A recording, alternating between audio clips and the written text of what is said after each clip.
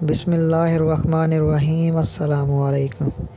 ایک عالم دین سے ایک نوجوان شخص نے شکایت کی کہ میرے والدین ادھیڑ عمر ہیں اور اکثر و بیشتر وہ مجھ سے خفا رہتے ہیں، حالانکہ میں ان کو ہر وہ چیز مہیا کرتا ہوں جس کا وہ مطالبہ کرتے ہیں۔ عالم دین نے نوجوان شخص کو سر سے پیروں تک دیکھا اور فرمانے لگے کہ بیٹا، یہی تو ان کی ناراضگی کا سبب ہے کہ جو وہ مانگتے ہیں تم ان کو لا کر دیتے ہو۔ نوجوان کہنے لگا کہ میں آپ کی بات نہیں سمجھ پایا، تھوڑی سی وضاحت کر دیں۔ عالم دین فرمانے لگے، بیٹا، کیا کبھی تم نے غور کیا ہے کہ جب تم دنیا میں نہیں آئے تھے تو تمہارے آنے سے پہلے ہی تمہارے والدین نے تمہارے لیے ہر چیز تیار کر رکھی تھی؟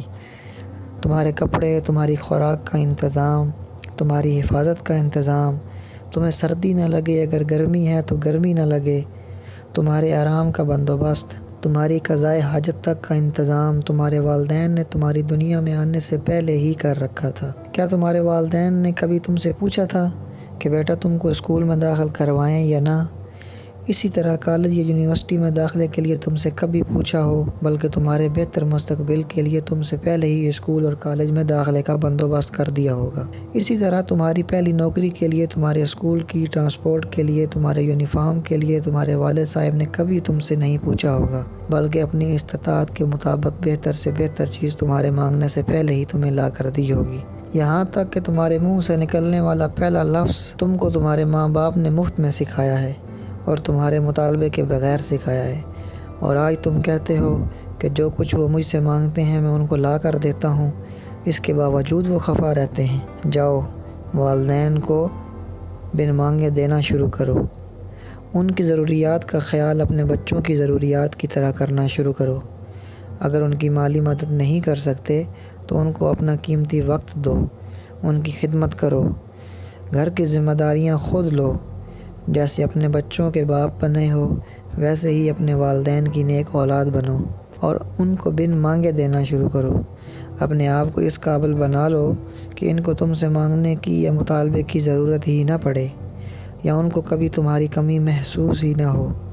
کم سے کم اتنا وقت تو ان کو عطا کر دو۔ ان کو اپنے آپ پر بوجھ مت سمجھو، نعمت سمجھ کر دیکھو، جس طرح انہوں نے تم کو بوجھ نہیں سمجھا بغیر کسی معاوضہ کے۔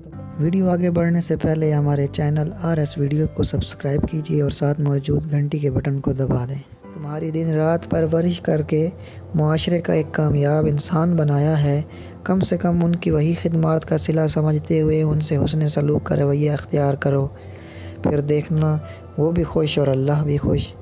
عالم دین کی یہ باتیں سن کر نوجوان اشک بار ہو گیا اور باقی کے حاضرین کی آنکھیں بھی نم ہو گئیں۔